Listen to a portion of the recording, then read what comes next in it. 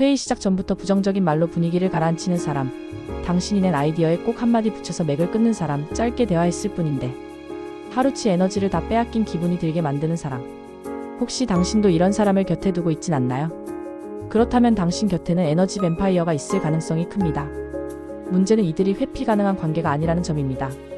동료거나 상사거나 프로젝트 파트너일 경우 우리는 에너지 뺏기는 시간을 매일 견뎌야죠. 하지만 방법이 있습니다. 오늘은 그런 에너지 뱀파이어에게 휘둘리지 않고 나를 지키는 실전 대처법에 대해 이야기해보려 합니다. 이 영상 끝까지 보시면 감정 소모 없이 스마트하게 관계를 조율하는 기술을 얻어가실 수 있을 거예요. 먼저 에너지 뱀파이어란 누구일까요? 이들은 누군가에게 고함을 지르거나 대놓고 무례하게 굴지 않아도 타인의 정신력을 조금씩 갉아먹습니다. 무심한 말투, 반복되는 불평, 책임 회피의 말버릇 듣다 보면 어느새 기운이 빠지죠. 대표적인 유형은 다음과 같습니다. 첫째, 불만형입니다.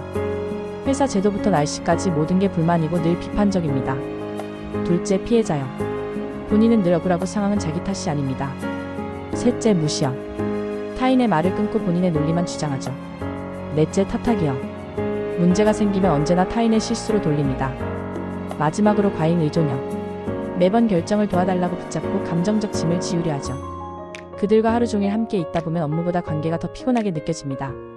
그런데 왜 우리는 이들에게 쉽게 영향을 받을까요? 그건 우리가 한정된 감정 에너지 안에서 살아가고 있기 때문입니다. 하루의 집중력, 공감력, 감정 조절 능력은 무한하지 않습니다. 그런데 에너지 뱀파이어들은 교묘하게 우리의 공감 본능을 자극합니다. 그래서 어떻게 해야 하지? 혹시 내가 너무 예민한 걸까?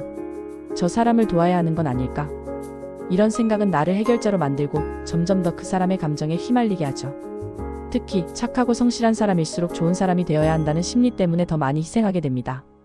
그러나 정작 그 관계에서 얻는 것은 없습니다. 오히려 내 감정이 망가지고 말죠. 그렇다면 이제 본격적으로 대처법을 알아보겠습니다. 첫 번째 방법은 감정적 거리를 두는 것입니다. 그들이 어떤 말을 하더라도 내 감정을 반응시키지 않는 훈련이 필요합니다. 그렇군요. 그런 생각도 있군요라는 식의 중립적인 말로 받아치되 공감은 깊게 하지 마세요. 내가 해결할 문제가 아니다라는 생각을 내면에서 반복하며 거리를 유지하는 게 핵심입니다. 두 번째는 시간의 경계를 만드는 것입니다. 에너지 뱀파이어는 당신이 시간을 열어두는 만큼 침투해 들어옵니다.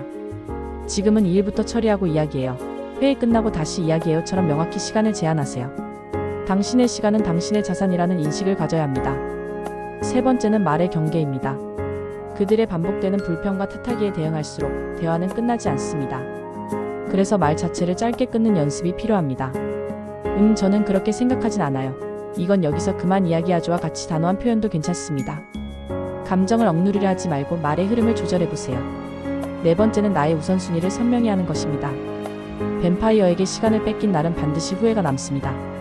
그래서 매일 아침, 오늘 내가 반드시 해야 할 일 한두 가지를 명확히 정해두세요. 이 중심이 흔들리지 않아야 누군가의 기분이나 에너지에 휘둘리지 않습니다. 다섯 번째는 지지 그룹을 만드는 것입니다. 혼자 참지 마세요.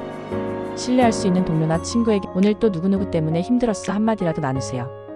감정을 말로 꺼내는 순간 당신은 이미 반 이상 회복한 겁니다. 하지만 더 어려운 상황이 있습니다. 바로 그 에너지 뱀파이어가 상사일 경우입니다. 이럴 땐 정면 대결보다는 전략이 필요합니다.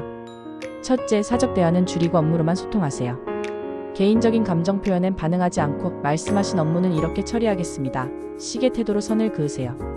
둘째, 반드시 기록을 남기세요. 매일 회의록 보고서로 말과 행동을 객관화하면 감정적 마찰을 줄이고 나를 보호할 수 있습니다. 셋째, 상사 외에도 나를 지지할 수 있는 팀장, HR, 외부 멘토와의 관계를 만들어두는 것이 중요합니다. 긴 호흡에서 보면 조직 안에서 나를 지켜줄 분이 꼭 필요하거든요. 우리는 모두 어느 정도 타인의 감정에 영향을 받으며 살아갑니다. 하지만 그렇다고 해서 내가 모든 사람의 감정 쓰레기통이 되어야 할 이유는 없습니다. 에너지 뱀파이어는 어디에나 있습니다. 하지만 당신이 그들에게 빨려 들어가야 할 이유는 없다는 것, 당신의 에너지는 스스로 지킬 수 있다는 것, 이 점을 기억하세요. 모두에게 친절할 필요는 없습니다. 당신의 에너지는 당신을 위해 써야 하니까요.